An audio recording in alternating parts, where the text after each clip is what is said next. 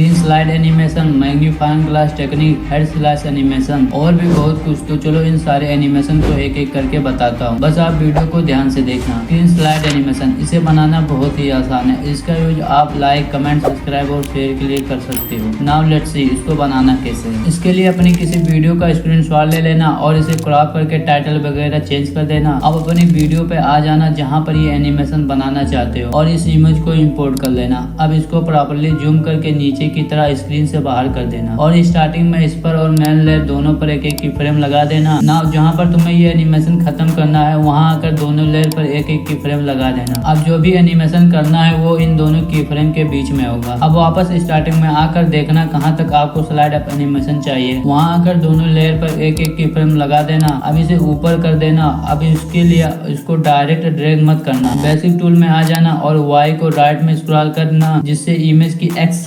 Axis move नहीं होगी और स्लाइड अप एनिमेशन बेटर बनेगा। अब विदाउट टाइमलाइन को मूव किए मेन लेयर पर क्लिक करना और इसको भी वाई की वैल्यू को स्क्रॉल करके वही ले आना। अब वाई एक्सिस के नंबर माइंड में रखना और उस पॉइंट पे आ जाना जहाँ तुम्हें स्लाइड अप एनिमेशन बनाना चाहते हो। वहाँ आकर दोनों लेयर की वाई एक्सिस की वैल्यू को वही कर देना एंड दैट्स इट। अब जो भी एनिमेशन तुम लगाना चाहते हो जैसे लाइक, सब्सक्राइब, तो उसकी एनिमेशन स्क्रीन रिकॉर्डर से रिकॉर्ड करके यहाँ लगा देना। मुझे इसमें वीडियो को पूरा देखने का एनिमेशन लगाना है तो पिक्सल लैब से रेड लाइन को बना के ले आया हूँ। उसको यहाँ इंपोर्ट कर लूंगा और मास्क टूल की हेल्प से वाइप राइट एनिमेशन बना लूंगा और हैंड पीएनजी को की फ्रेम की हेल्प से ट्रैक कर लूंगा एंड ये एनिमेशन बन गया। अब अपन चलते हैं नेक्स्ट एनिमेशन पर, मैग्नीफाइंग ग्लास टेक्निक। इस एनिमेशन को बनाने के लिए 3 एलिमेंट चाहिए होंगे। फर्स्ट में एक बैकग्राउंड एंड सेकंड पे इस बैकग्राउंड पर कुछ टेक्स्ट ऐड कर देना। इस टेक्स्ट को आप पिक्सल लैब या पिक्सल की मदद से ऐड कर सकते हो। और थर्ड में एक मैग्नीफाइंग ग्लास पीएनजी। इसके लिए अपने न्यू प्रोजेक्ट में आकर जो हमारा टेक्स्ट वाला बैकग्राउंड है उसको ऐड कर लेना। अब ओवरले पर क्लिक करके जो हमारा खाली बैकग्राउंड है उसको ऐड कर लेना। अब फिर से ओवरले पर क्लिक करके जो हमारा मैग्नीफाइंग ग्लास पीएनजी है उसको ऐड कर लेना। अब खाली बैकग्राउंड वाली लेयर को सेलेक्ट करके स्प्लैश में आ जाना और यहाँ से इसकी ओपेसिटी को लो कर देना। अब सबसे पहले जो हमारा मैग्नीफाइंग ग्लास पीएनजी है इसको स्क्रीन के बाहर कुछ इस जगह ले जाना। इसके बाद इसके स्टार्ट में एक की फ्रेम को ऐड कर देना और इस की फ्रेम से थोड़ा आगे जाकर इस ग्लास पीएनजी को अपने फर्स्ट टेक्स्ट के ऊपर ले आना। अब यहाँ भी एक की फ्रेम ऐड हो गई है। अभी इसी की फ्रेम से थोड़ा आगे जाकर इस ग्लास को अपने टेक्स्ट के एंड पर ले आना और फिर से थोड़ा आगे जाकर इस ग्लास को अपने मिड में ले आना और अब यही प्रोसेस रिपीट करके अपने इस ग्लास को नीचे ले आना। अब आप देखो तो कुछ इस तरह की एनिमेशन रेडी हो गई है। आप फिर से थोड़ा आगे जाकर एक की फ्रेम को ऐड करना और इस की फ्रेम से थोड़ा आगे इस ग्लास को अपने सेकंड टेक्स्ट के स्टार्ट में ले आना और फिर से थोड़ा थोड़ा दूरी पर अपने इस मैग्नीफाइंग ग्लास को अपने टेक्स्ट के स्टार्ट में एंड में मूव करते जाना और साथ ही की फ्रेम भी ऐड होती जाएंगी। अब आप देखें तो कुछ इस तरह का एनिमेशन रेडी हो गई है। अब इम्पटी बैकग्राउंड वाली लेयर को सेलेक्ट करके आपने इस प्लस में आ जाना और इसकी ओपेसिटी को फुल कर देना। अब इसी लेयर को सेलेक्ट करते हुए अपने मास्क में आ जाना और सर्कल वाले मास्क पर क्लिक कर देना। अब इन्वर्ट पर क्लिक करना। अब ये सर्कल के साइज को जो हमारा मैग्नीफाइंग ग्लास का साइज है उस पर एडजस्ट कर देना। एक मेन पॉइंट आपको बता देता हूँ कि इस सर्कल को एडजस्ट करने के लिए अपने फिर से इसी मास्क पर क्लिक करना है और ये एडजस्टमेंट ओपन हो जाएगी और यहाँ से अपने इसको एडजस्ट करना है। अब यहाँ पर आपने एक की फ्रेम को ऐड कर देना। एक और मेन पॉइंट कि ये सर्कल मास्क को आप स्क्रीन से बाहर नहीं ले जा सकते, आप इसको स्क्रीन के अंदर ही रहकर एडजस्ट कर सकते हो। अब अगर मैं इस की फ्रेम से थोड़ा पीछे जाऊं तो ये मैग्नीफाइंग ग्लास स्क्रीन के बाहर से एंटर हो रहा है। अब हमने तो इस सर्कल को मैग्नीफाइंग ग्लास पर एडजस्ट करना है, लेकिन ये सर्कल मास्क स्क्रीन के बाहर जा ही नहीं सकता। तो इसके लिए जैसे ही मैग्नीफाइंग ग्लास स्क्रीन के अंदर एंटर होगा अपन इस सर्कल मास्क को मैग्नीफाइंग ग्लास के ऊपर एडजस्ट कर देना। अब देखो तो यहाँ पर एक की फ्रेम भी ऐड हो गई है। अब इसके बाद हमारा काम बहुत ईजी है। अब जहाँ जहाँ हमने मैग्नीफाइंग ग्लास की लेयर पर हमने की फ्रेम को ऐड किया था उसी जगह आकर हमने इस सर्कल मास्क को मैग्नीफाइंग ग्लास पर एडजस्ट करते जाना है और इस पर भी की फ्रेम ऐड होती जाएंगी। अपन मेन पॉइंट को याद रखना कि जो मास्क की एडजस्टमेंट है उसको यूज करते हुए अपन इस सर्कल को इस मैग्नीफाइंग ग्लास के ऊपर एडजस्ट करते जाना। तो एनिमेशन हमारी रेडी हो गई, बट मैं मैग्नीफाइंग ग्लास को स्क्रीन के बीच में लाया था बिकॉज मुझे यहाँ पर एक इमोजी एनिमेशन ऐड करनी। तो इसके लिए मैं ओवरले पर क्लिक करके अपने इमोजी एनिमेशन को ऐड कर लूंगा। ये सारा एलिमेंट आपको मेरे टेलीग्राम पर मिल जाएगी। तो ऐड करने के बाद इस प्लस पर क्लिक करना और लाइटन को सिलेक्ट कर लेना और इसके बाद मैं एक्स्ट्रा इमोजी कट कर दूंगा और जो इमोजी मुझे चाहिए उसे ऐड कर लूंगा। अब लेयर पर क्लिक करके इस इमोजी को उठाकर बाकी सबके पीछे ऐड कर देना। तो एनिमेशन हमारी रेडी हो गई है। Now you can see.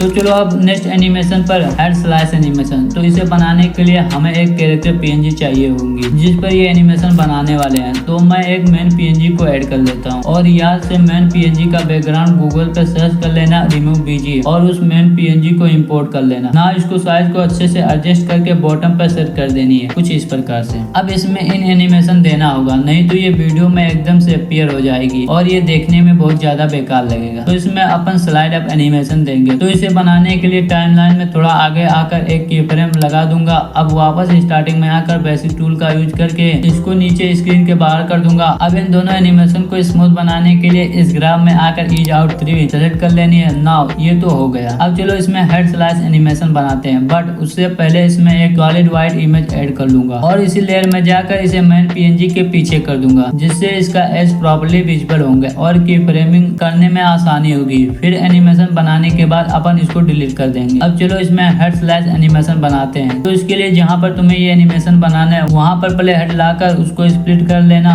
Right वाली लेयर को सेलेक्ट करके थोड़ा स्क्रॉल करना। तो इसमें आपको एक टूल दिखेगा मास्क, इस पर क्लिक करना और सर्कल मास्क को सेलेक्ट कर लेनी है। अब इन्वर्ट पर क्लिक कर देना और इस सर्कल को जूम रिसाइज करके हेड पर प्रॉपर्ली प्लेस कर देना जस्ट लाइक दिस। अब इस लेयर को यहाँ से डुप्लीकेट कर लेना और इसे ड्रैग करके इसी लेयर के नीचे ले आना एंड ऊपरी वाली लेयर को सेलेक्ट करके मास्क में आकर इन्वर्ट पर क्लिक कर देना। अब दोनों लेयर के स्टार्टिंग में एक एक की फ्रेम लगा देना और ये याद रखना कि कौन सी लेयर हेड की है और कौन सी बॉडी की। अब तुम्हें जितने टाइम पर हेड ओपन करना है टाइमलाइन पर उतना आगे आ जाना। अब जैसे मैं 1 सेकंड आगे आ जाता हूँ। अब हेड वाली लेयर को सेलेक्ट करना और एक की फ्रेम लगा देना। अब जितना हेड ओपन करना है उतना उसे रोटेट करना होगा। इसके लिए बेसिक टूल में आ जाना और रोटेट पर क्लिक करके इसे माइनस की तरफ स्क्रॉल करना और जितना भी हेड तुम्हें ओपन करना चाहते हो उसे रोटेट कर लेना। अब इसको एक फिंगर से ड्रैग करके इसको कॉर्नर के अदर हाफ के कॉर्नर से कनेक्ट कर देना। अब इसको प्ले करके देख लेते हैं ये कैसे हो गया। रुको अभी कंप्लीट करने दो। अब हेड वाली लेयर को सिलेक्ट करके स्टार्टिंग में आ जाना और टाइमलाइन को बिल्कुल जूम कर लेना। अब पहले हेड को थोड़ा आगे कर लेना और ये देख लेना कि प्रीवियस की फ्रेम रेड ना रहे, व्हाइट हो जाए। अब देखना ये दोनों कॉर्नर सेपरेट हो गए होंगे, इसे वापस कनेक्ट करना होगा। अब यहाँ पर काफी छोटी छोटी मूवमेंट करना है तो इसके लिए हम बेसिक टूल का यूज करेंगे और एक्स और वाई एक्सिस का यूज करके हेड के कॉर्नर को बॉडी के कॉर्नर से कनेक्ट कर देंगे। अब ऐसा ही थोड़ा थोड़ा टाइमलाइन को आगे करते जाना है और कॉर्नर को कनेक्ट करते जाना है। बस ये ध्यान रखना कि इसको रोटेट नहीं करना है। जैसे जैसे अपन टाइमलाइन में आगे जाते जाएंगे वैसे वैसे ये खुद रोटेट होता जाएगा और एंड तक की फ्रेम लगा देना, पर तुम्हें कुछ ऐसा रिजल्ट देखने को मिलेगा।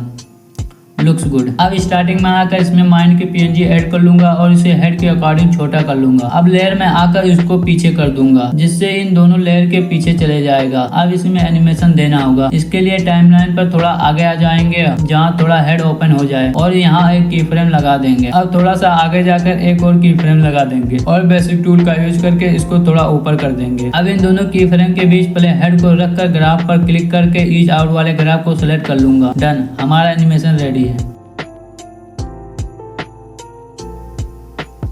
तो बताने को बहुत सारा एनिमेशन और टेक्निक है, बट सब कुछ एक ही वीडियो में कवर कर पाना थोड़ा डिफिकल्ट है। तो पार्ट 2 पर वीडियो चाहिए तो कमेंट में पार्ट 2 कमेंट कर देना।